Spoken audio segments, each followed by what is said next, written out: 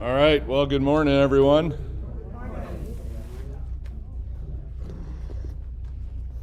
We want to welcome Sonia, and she loves the attention when we all look at her. She just, yeah. But I don't know, have you met Kay Beneke? Kay is also fairly new. Not you're not new here, but you're new to the Bible study. But Kay lives on Lake Osakis. Oh. And so she's another close neighbor for Kay. So anyway, we have our Osakis people, B, Sonia, and Kay, and then Jim still pretends he's from Osakis. But Does he admit it? he probably will. Yeah. But anyway, it's what a great crowd we have here. This is great, and we know these months are good and healthy, and then for some reason, winter comes and things get a little more challenging. People travel, and so anyway, just a reminder that if you have YouTube, this is actually live streaming right now, and then it will record. So if you weren't able to be here, you can catch up and listen to my great voice and follow up. When I say my great voice, that's really not me actually thinking my voice is great, but just, saying it's probably boring after an hour to listen to on a video. So, all right. And so we use this book, which is basically the Gospel of John, but I've shared this every once in a while that the reason I like using just one little book is it's less intimidating than the big book. And you can grab a pencil, a pen, there's room for marginal notes. And so we find ourselves this morning in John chapter 3. Let's just talk about John, from the beginning, or kind of what we've learned over the last few weeks. There's nothing exactly I'm looking for, but really trying to get this stuff to stick in our heads. And so what do you, just throw things out there that you recall learning in the last couple weeks?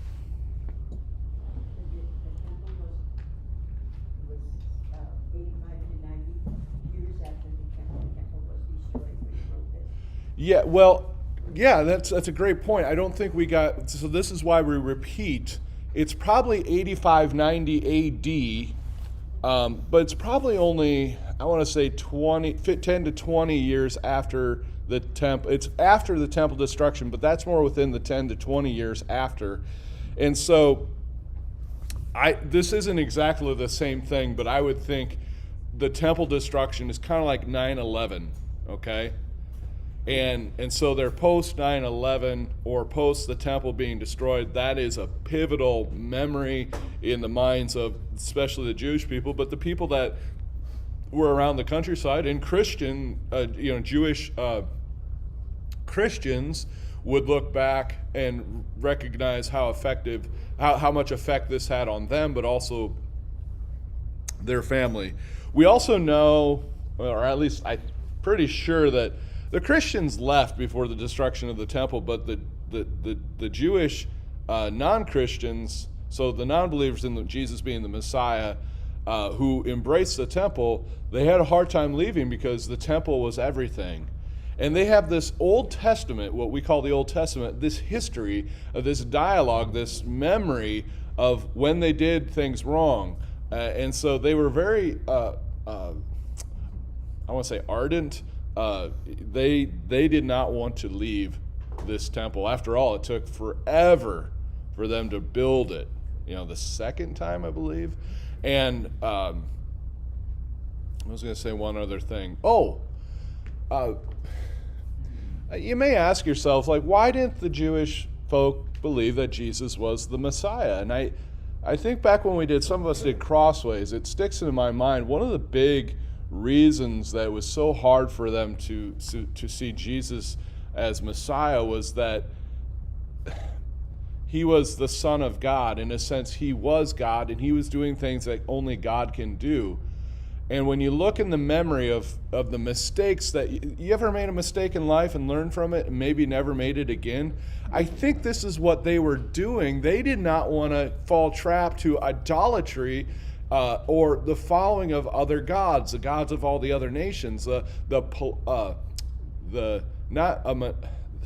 polytheism, multiple gods. And so the god of, agriculture and the god of finance, they weren't that, but just there was gods for all these different aspects of life. And so as they look back from their mistakes as a family as a whole, I think that was one of the things that prevented them from embracing Jesus as the Son of God, even though he's using Scripture and he's using the Old Testament to kind of say, I am he, this is how it's supposed to happen, okay? So, good. So the temple is a huge deal, and John actually references the temple, and so it's post-temple being destroyed. The Twin Towers went down, the temple is now destroyed, and trying to make sense of it. But in the text, when John is recording that this has happened, the temple has not yet been destroyed. Does that make sense? So it's like telling the story of the old church. Okay, if you remember the old church, you still tell the story, but when you write the history of the old church in 2021, you write it as if you were there, and that's what John's doing, because they were there at one point. Portion of the life of Trinity was over there, but still you're writing it on this side of the move. Does that make sense? All right, cool. Well, everyone's like, I'm not saying a thing, but he talks like for 5 minutes if I say something, so I'll try to talk less. What else do you remember?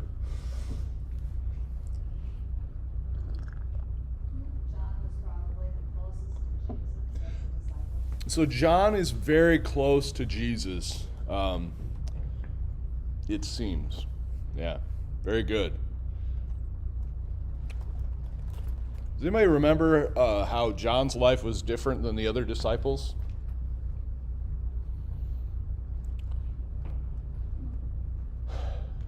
Did John die of old age? Yeah, probably.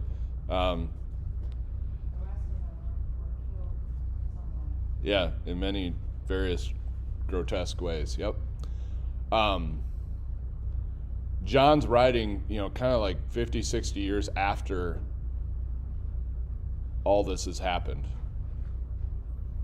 So you think about what happened, if you guys are 70, what happened when you were 10 years old, or when you're 80, what happened when you were 20. You know what I mean? And you know how every decade you kind of make sense of things, or they look different the longer you think back on them, or you tell the story a little bit different. So, yeah. What else? He was a fisherman, yes. And so so we know he's comes from the commercial fishing business, which was just a big wooden boat that looks like a small little fishing boat probably today. And we also know that, I think later in John, we find out that the business was still successful after he left. So it wasn't like the business sunk when the three boys or whatever left, but it was still a very successful business endeavor, and they followed Jesus as disciples. Yeah, great. We also need, and with I think you know this, but if you're a disciple of Jesus and you're a fisherman, you're not. It's blue collar work. It's not, and that's another thing. Like the Messiah was believed to not. We can't picture, the Son of God, the Messiah. They couldn't picture the Son of God in a sense coming from Galilee and starting his ministry out in the boondocks. If it was of God, he would have started in Jerusalem and started with the elite. Okay, so that doesn't really come out in John, but that's something we're going to just remind ourselves of. Yeah. What else? What else do you remember?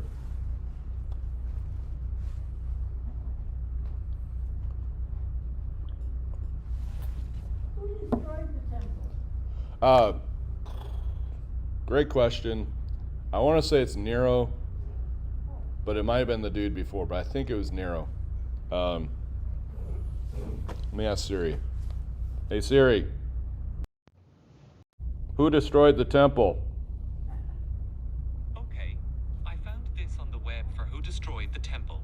Check it out. All right, the second temple was a Jewish holy temple. It was stood on the Temple Mount, and at 70 AD, who destroyed it? Who? I just want to know who. Oh, man.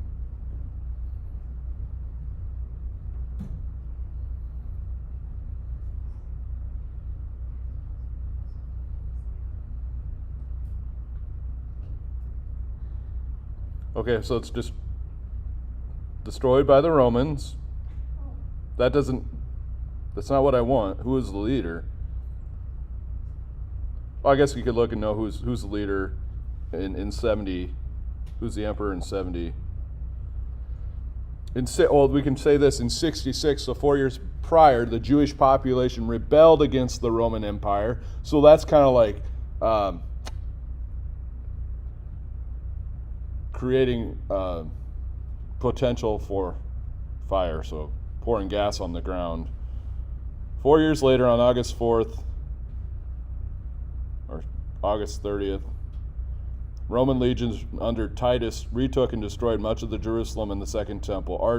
The Arch of Titus in Rome, and built to commemorate Titus's victory in Judea, depicts the Roman victory procession with soldiers carrying spoils from the temple, including the menorah. So if you go to Rome, anybody been to Rome? Yeah. Do you remember going to the temple? What was it called? The Arch of Titus, I believe. Do you call it? You might have not known. I almost think you can drive through it. And it was just like an arch that you drive under, and you may or may not. Yeah, and so that was built in commemoration of the destruction of the Jerusalem. So you remember, Rome and Jerusalem are not the same town, city, both very iconic but different. But the Roman arch that we're speaking of was dedicated to the destruction of Jerusalem, if that makes any sense. Well, shoot, I can't find it, so we have to find out who's the emperor. Yeah, great question. Who else? Anybody else got any insight? I've learned that it's good to repeat things. Make it stick.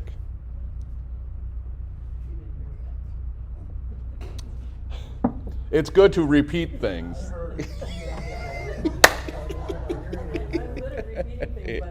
Yeah. Very good. Yeah. Gary, why do you always put the hearing aid in your left ear?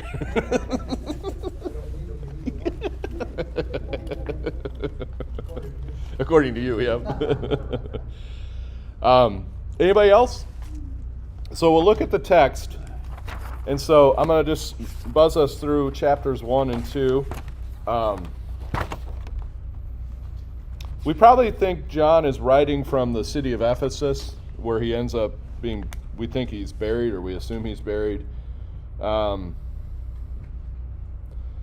of the things that was you know how like angels were a big deal in the 80s? And so like every third Bible study had to do with angelology. Do you remember this, any of you?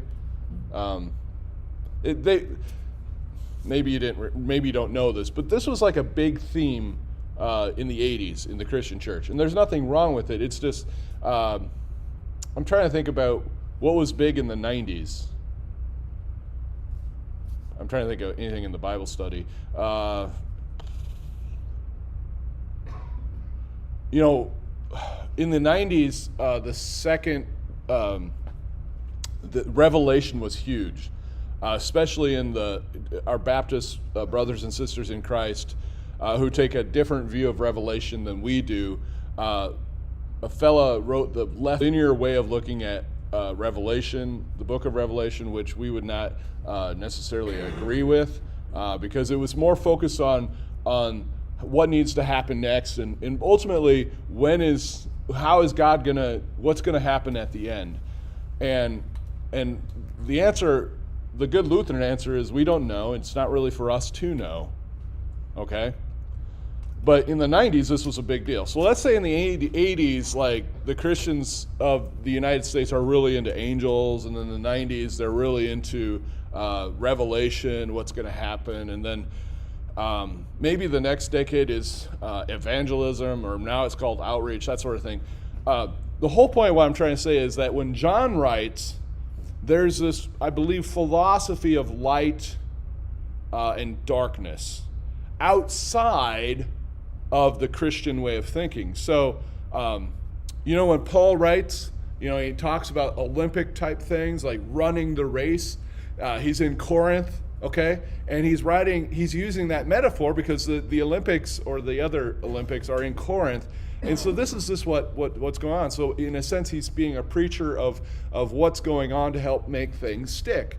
And so I think, John is doing that as he speaks about light and darkness. And that's, if I'm not mistaken, was a big deal post-destruction of the temple. All right. So then, John begins in the beginning, which is like an alarm going off, taking us right to Genesis. It takes us to the beginning, that Jesus is important. He is in the beginning in Genesis, and now Jesus is, in Jesus we see the Word made flesh. We talked about another way of seeing it, that John is telling the story as we are driving down the highway to a wooded area, and there's a fire number out there, and you turn your car and you start driving up the driveway, and you just see trees. But as you go around the driveway, things look prettier and prettier. And so then you get up to the main place where the main house is, and somebody walks across, and you're like, whoa, you have a great place here. And they say, oh, this isn't my place. I'm just the gardener here, or I get to be the gardener here, depending on how you want to say it. John is like telling the story, and we are the rider in the car going up to this beautiful house and all the beauty that surrounds it. And John is using characters from the time of Jesus to explain the beauty of the house. And John the Baptist will come up in our text today, as well as when he came up in chapter 1. John the Baptist and John the Evangelist are two different people. And so when John is regarding John, he's talking about John the Baptist. I can't remember if he says I, or if he ever says first person stuff in the Gospel of John. We'll have to figure it out. If any of you are looking out for that, let me know if that happens, because I may not catch on to it. But John the Baptist is a lot like that gardener who's saying, this isn't my place, this is his place, okay? So we have that going on in chapter 1. I am not the Christ. We have Jesus being referenced as the Lamb of God. We have Nathaniel, who's kind of like, what good can come from Nazareth? And then John, the evangelist, the writer of the gospel, is kind of organizing this to say it's quite funny that he's the guy who says this when he's from Cana, the next door town to Long Prairie, and it's like, what's the big deal? And so Nathaniel is one of those characters that comes out in the story of this person named Jesus. And then in chapter 2, we hear some cryptic talk, like John says, on the third day, which really takes us to Jesus rising from the dead on the third day. But ultimately, talking about the wedding, the first miracle of John, really, I believe, the first miracle of Jesus, and what is happening there. We went over this with the kids in Sunday school on Sunday, and you learn a few more things, but like Mary comes to Jesus because Mary knows something's up with her son, right? She's had plenty of days, at this point in time. 365 times at least 25 is how many days Mary has known Jesus, her son. And she's had those experiences from having a bump on her belly without having any relations with a man, okay? Something is up, okay? So she, from conception, knows something about Jesus. And so it's the wedding is about to be just a disaster because they ran out of wine. Mary goes to Jesus because she knows the only person who could save this or fix this would be Jesus, and that's what he does. And there's interesting conversation that goes on there. Somewhere there was also the reference to life coming down from heaven, and I've lost track of that. But anyway, towards the end of chapter 2, the importance of the temple. We remind ourselves that the temple was everything. It was the courthouse. It was the Facebook account. It was the coffee shop. It was the gas station. It was the grocery store. It was the church. It was everything to the life of the Jewish people. So, imagine how low it felt to watch your temple be destroyed. Might be a little angry, yes. And yet Jesus and the evangelist John, who's writing this account of Jesus, says what Jesus says early on: destroy this temple in 3 days and I will raise it up. It's like beginning to make... So when Jesus tells us to his disciples, it's like, 30, 40 years before the actual destruction of this temple, which he's referencing, that Jesus says, destroy this temple in 3 years. And they're like, oh, yeah, right. It's taken us 40, 60 years to build this temple. And so then fast forward 30 years, John's telling the story of, post actuality of resurrection of Jesus. He's saying, at a time when the temple has been destroyed, he's retelling the story of when Jesus, you know what I mean? So I guess I'm having an aha moment right now. Like, the people were moved by that major destruction that took place when the temple was destroyed. And now rehearing the story of Jesus referencing himself as the temple and rising from the dead on the third day is a glimmer of hope, is a bright light of hope, and pretty cool. All right, that leads us to chapter 3. Any thoughts you want to ask? Any questions at this point in time when we get into chapter 3?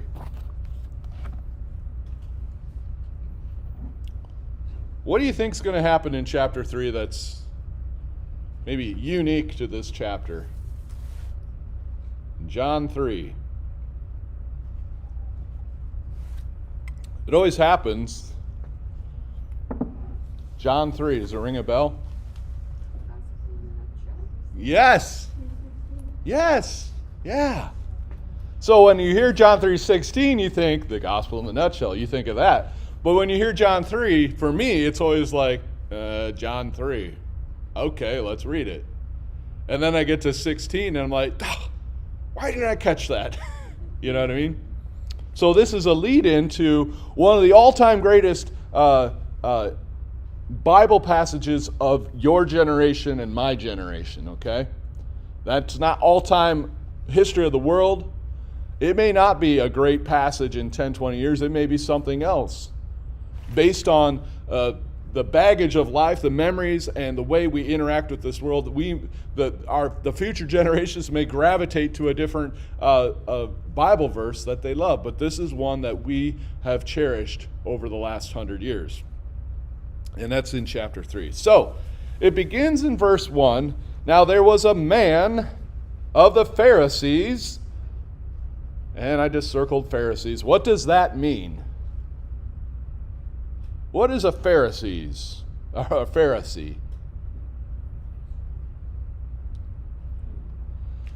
Well, let me say this. There's different groupings or denominations of Christianity. What are they? Lutherans? Baptists? Catholics? Methodists? Presbyterians? Episcopalians? Anglicans? Okay? And so Pharisees is kind of like that of Judaism. Okay? A Pharisee is a follower of a certain way of interpreting Judaism. Yeah, but I mean, that sort of happens. So like, I don't know if you see that so much in North America, but I think you can see that but yeah, so there's basically your class, in the first century would maybe, it's hard to say, it's so much different then because it's not a democracy. And so you have and then you have, elite families that have lots of wealth, which is, I don't know, yeah, so that may be the case. The bottom line is it's a way of interpreting Judaism, and the Pharisees were lovers of law and order and doing the law. And what was the Pharisees' shortfall, or what would we say is the Pharisees' shortfall?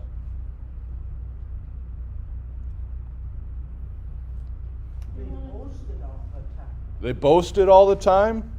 They wanted to do it themselves or have.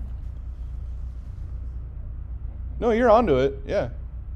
So their boasting, as Irma says, is probably like they think what they're doing is what makes them right with God. And what B was just saying, what did you say? I think he said doing, right? Do it themselves, yeah. Yeah, which is really, it's a reality in all of us. We call it the old Adam. That I don't need to ask God for help, okay? But as we get older, we have to not only ask help of God, we have to ask help of our family. Right, Phyllis? You were talking about this earlier, yeah. The transition, yeah. And the Pharisees were so adamant, about doing the law, and the problem is that they wrote the rules and they couldn't see the laws of God that they were breaking. Okay, they were, like a horse in its blinders, they could not see that. Okay? So remember, this is post-temple destroyed. Remember that Jewish Christians and Jewish folk and Gentile Christians and the Jewish folk are pretty separated at this point. They have just destroyed the most important thing, or the Romans have just destroyed the most important thing for them. And Romans are not really happy with Christianity either at this point. It just happens to be that the Christians fled Jerusalem before Jerusalem was sieged and destroyed the way it was in 70 AD. So when we hear there's a man who's a Pharisee named Nicodemus, a ruler of the Jews, we recognize he's not a follower of Jesus. And catch this in verse 2, this man came to Jesus when? What does that mean? Yeah, he wasn't going to get busted in public sight. But then he says to Jesus, Rabbi, what does rabbi mean? Teacher. So, in a sense, there is there's a submissiveness, I believe, to that, where I am acknowledging you as teacher. Rabbi, we know that you are a teacher from God. And it's interesting, Nicodemus says, we. Who is the we? It'd be a great question that I've never thought about. For no one can do these signs. What is another word for signs? Miracles that you do unless what? God is with him. Okay? And Jesus answered him, very, very, verily, verily, or truly, truly, like truthfully, or like Gary has to have things repeated, truly, okay, emphasis on truly, I say to you, unless one is born again, he cannot enter or cannot see the kingdom of God. You want to repeat that? I was waiting for that. Good work. Nicodemus said to him, he's thinking literally, practically, how can a man be born when he is old? How can he enter a second time into his mother's womb and be born?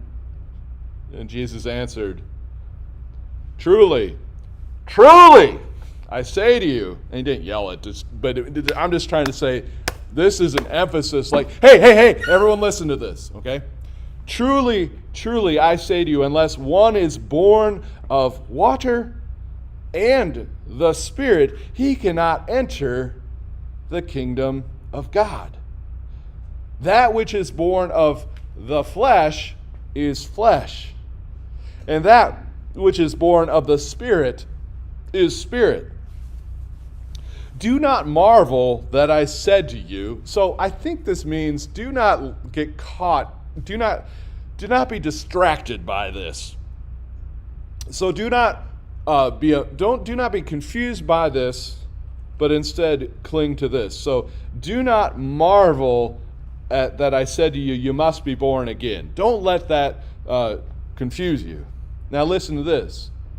The wind blows where it wishes, and you hear its sound. You can hear it whistle sometimes, but you do not know where it comes from or where it goes.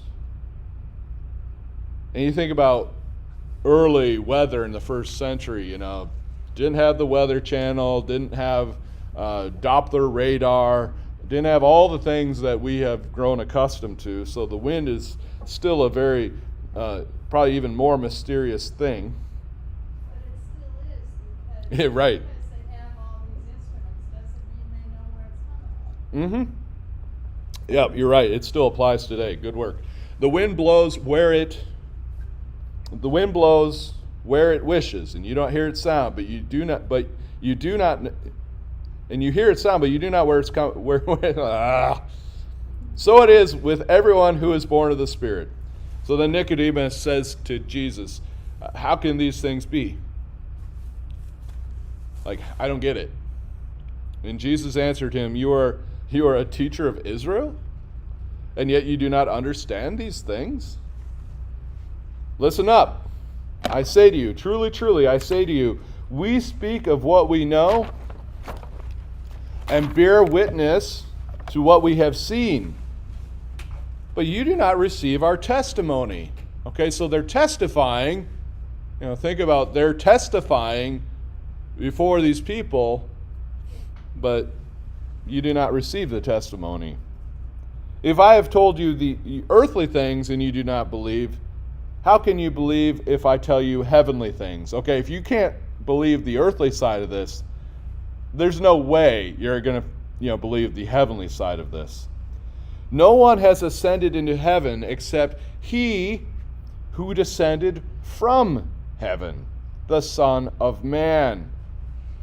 And then referencing Numbers chapter 21, and as Moses lifted up the serpent in the wilderness, so must the Son of Man be lifted up, that whoever believes in him may have eternal life.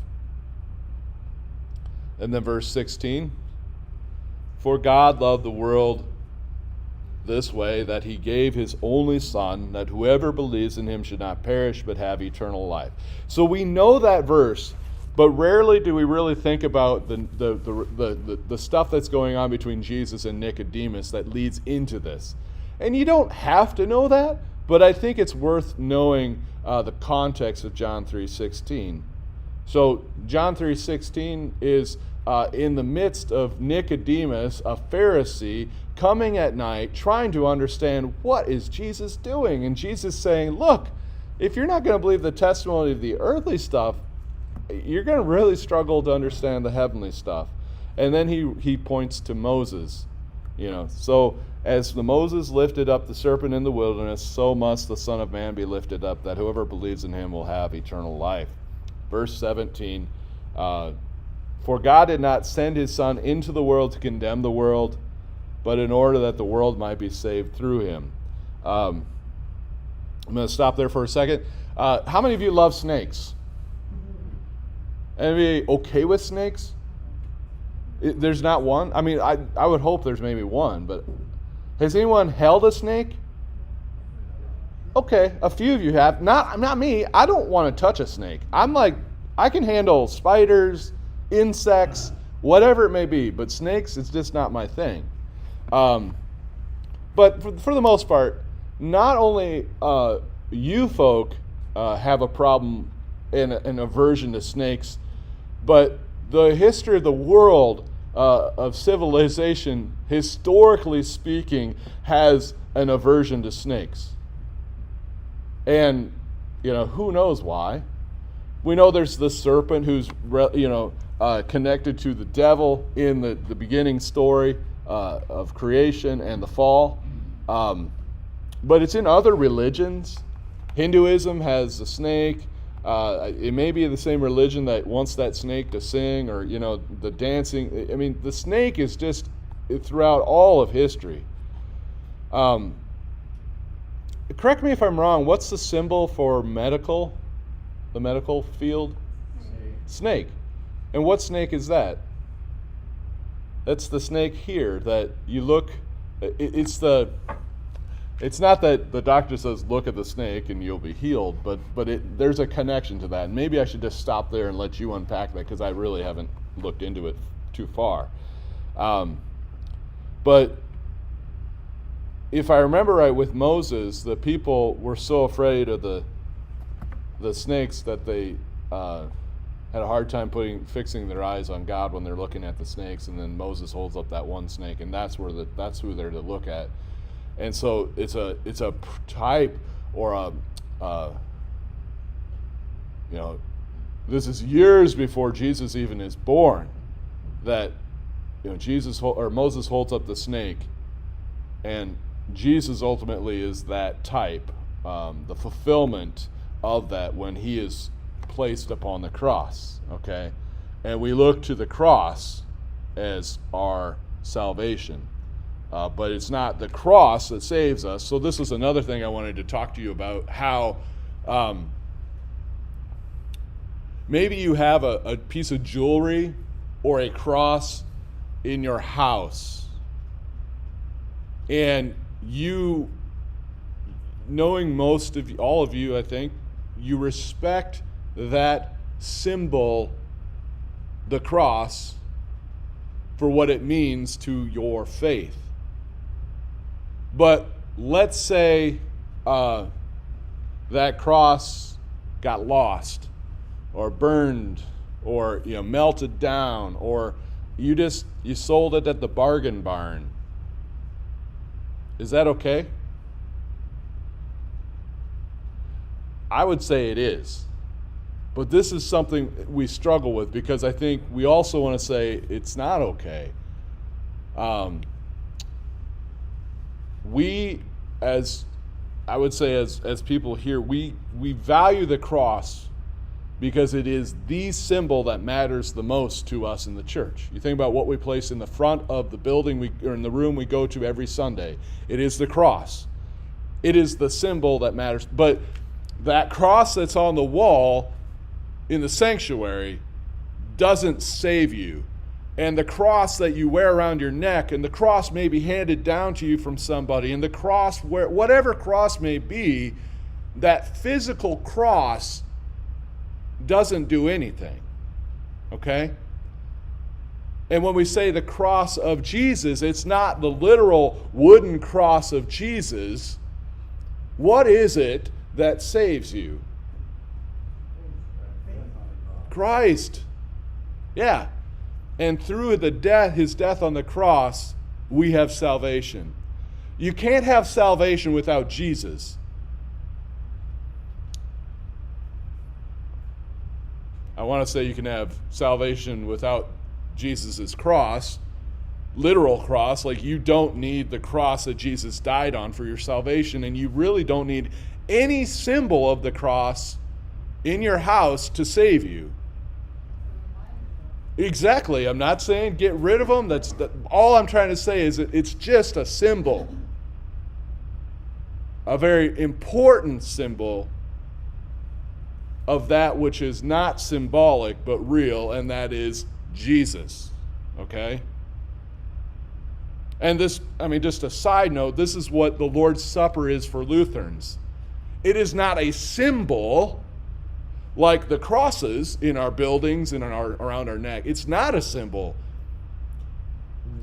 Other branches of Christianity will turn it into a symbol, say it is symbolic, because they struggle with how can bread and wine be Christ's body and blood. I've maybe tasted blood before, and it's not it's bread.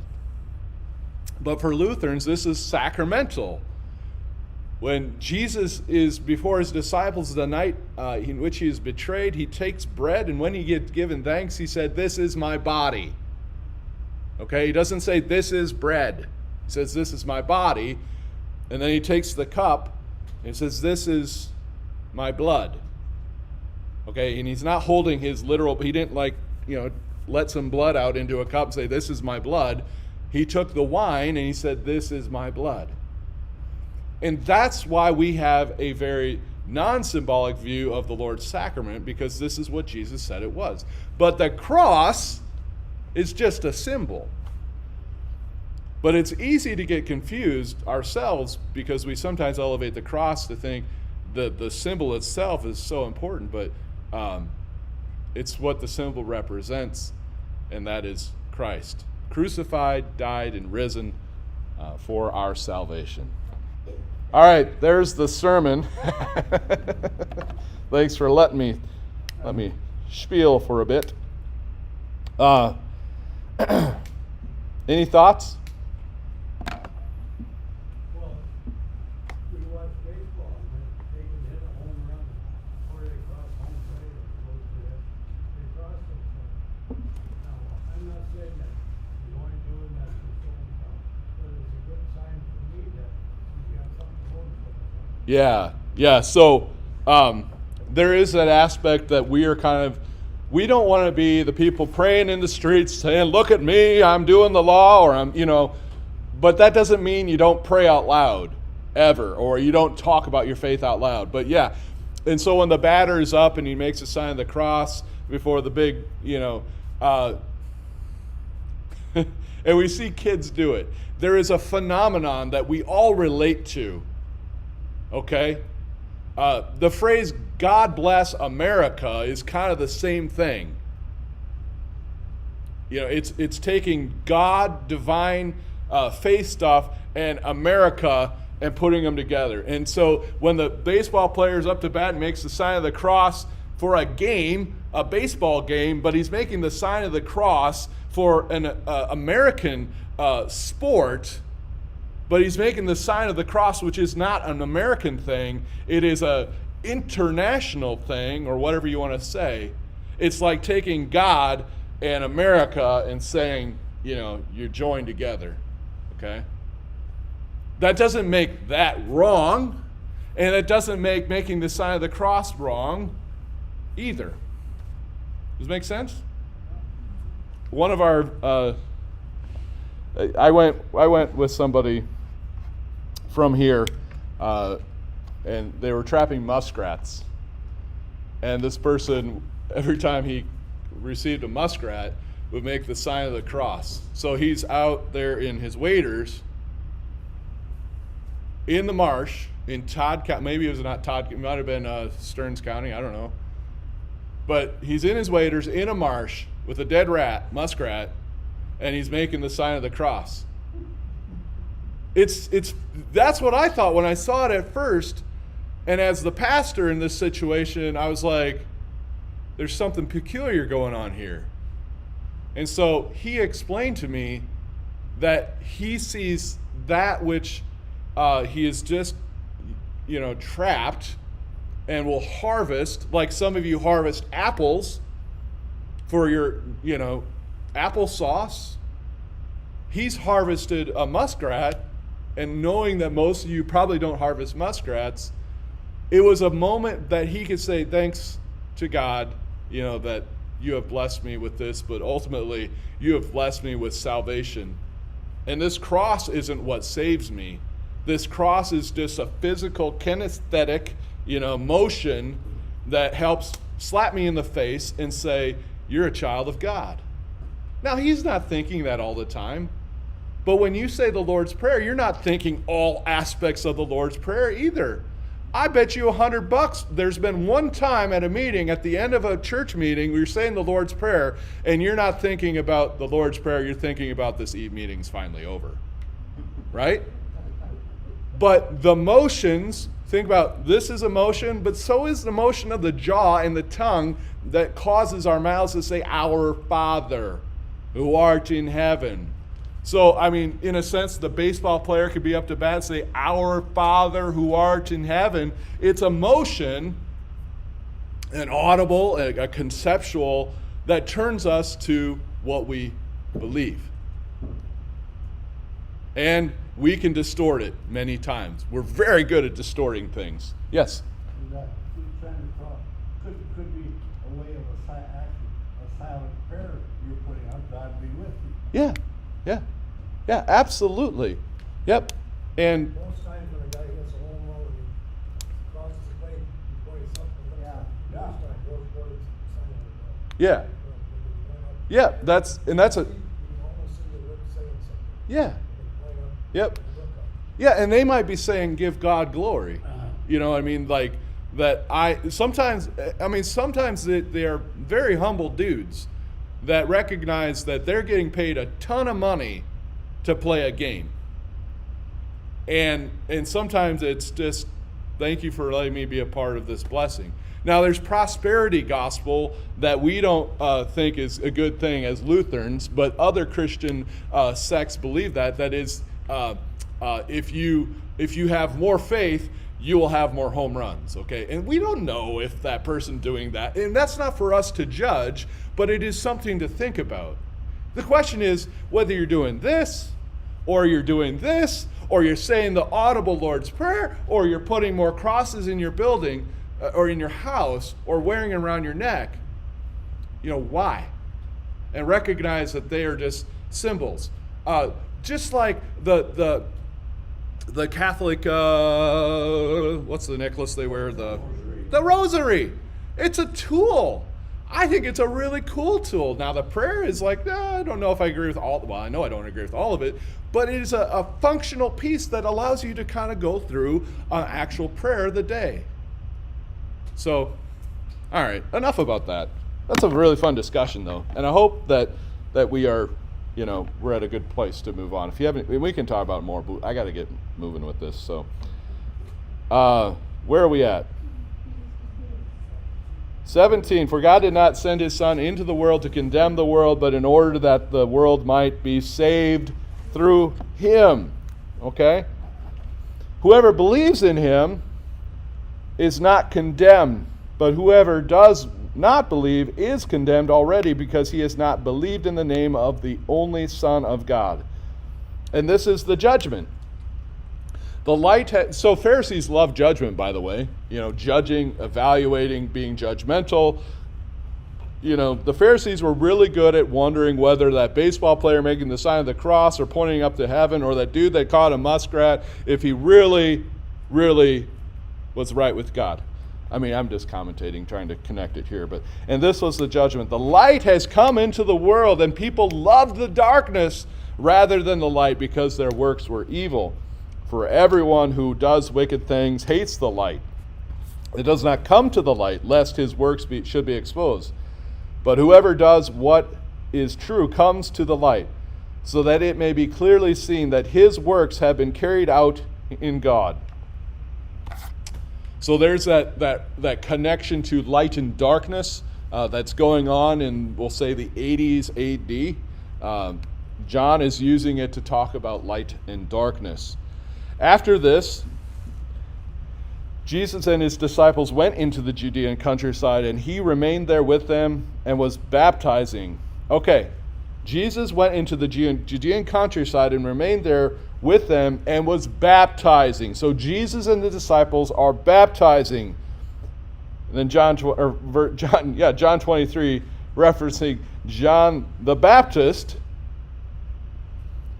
I just put B's by John the Bees. So I'm pretty sure this is John the Baptist because of what comes. John B. was also baptizing at Aenon near Salim because water was plentiful there and people were coming and being baptized. For John had not yet been put into prison.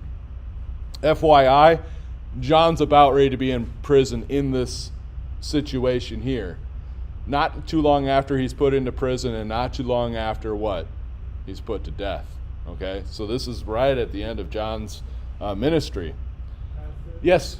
And then he baptized there because water was plentiful. Right. If you ever been in that country, that's real important. Yep. Right? We have all kinds of- Yeah, for those of you that go to Arizona, water is very important, especially in Arizona. In Minnesota, water's important, but man, it's everywhere, right? Yep. So, I mean, just a good insight that water is really important in the first century. Far more important than we realize. 25. Now a discussion arose between some of John the B's disciples. So John the Baptist, he's got his own disciples, and a Jew over purification. And they came to John the Baptist and said to him, Rabbi, he who was with you across the Jordan, to whom you bore witness, look, he's baptizing, and all are going to him. Okay? That's not fair, you're thinking, what he's thinking. John answered, a person cannot receive even one thing unless it is given from him from heaven. You yourselves bear me witness that I said, I am not the Christ, but I have been sent before him. The one who has the bride is the bridegroom. The friend of the bridegroom who stands and hears him rejoices greatly at the bridegroom's voice. Therefore, this joy of mine is now complete. Yes. I love this verse. He must increase. But I must decrease. So it's like almost like man talk. He must increase, but I must decrease. You know what I mean? Like, just very simple.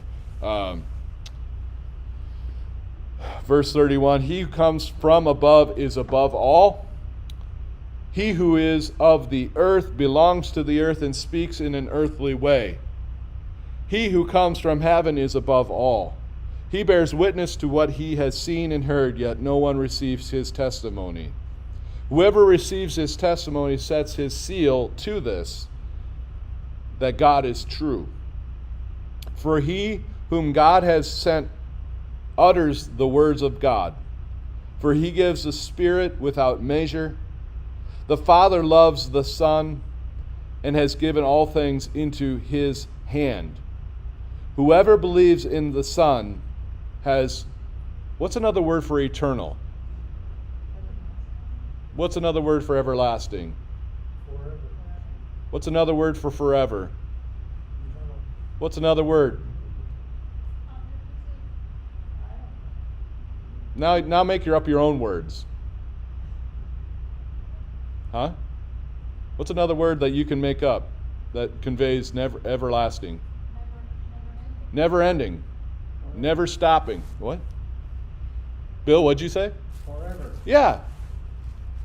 That's why we say forever and ever. It's like we're doing our best to say, in math terms, what's forever and ever? Come on. What's the math term for never ending? Yeah, infinity. Right? Yeah, I mean, so verse 36, whoever believes in the Son has infinity life. Life without a bookend. Whoever does not obey the Son shall not see life, but the wrath of God remains on him. All right. So we've come to the conclusion of chapter 3. We technically have 6 minutes left. Any thoughts?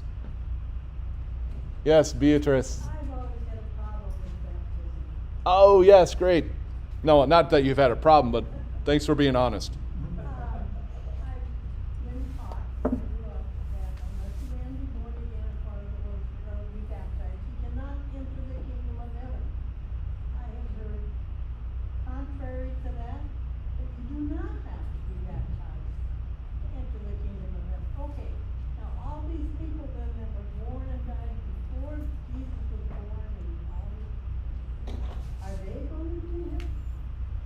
Well, A, I'm not God, I don't know.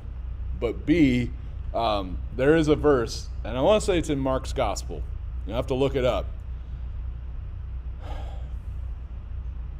But it's basically whoever believes and is baptized will be saved. And then it says whoever does not believe will not be saved. It does not say it doesn't say, and whoever does not believe and is not baptized. It leaves that out. So for me, that's always been my first line of defense against what you're saying, is that it doesn't ever really say that if you're not baptized, you won't be saved. It's more like believe and have the assurance of baptism. And I can share in my own life when I wrestled with this the way you did in a way. The question was, well, why do you have to be baptized? And one of my pastors told me, why wouldn't you? And I was like, man, I wanted a way cooler answer than that, than just, why wouldn't you? Like, what's the big deal? The church, why would you not want assurance? Well, baptism takes away the original sin, right? That's what I Well, yeah, I'm trying to be careful. I would say Christ takes away sin. It's not like baptism is like a sieve and filters out some of the stuff, and then faith, it is the faith that you are given in baptism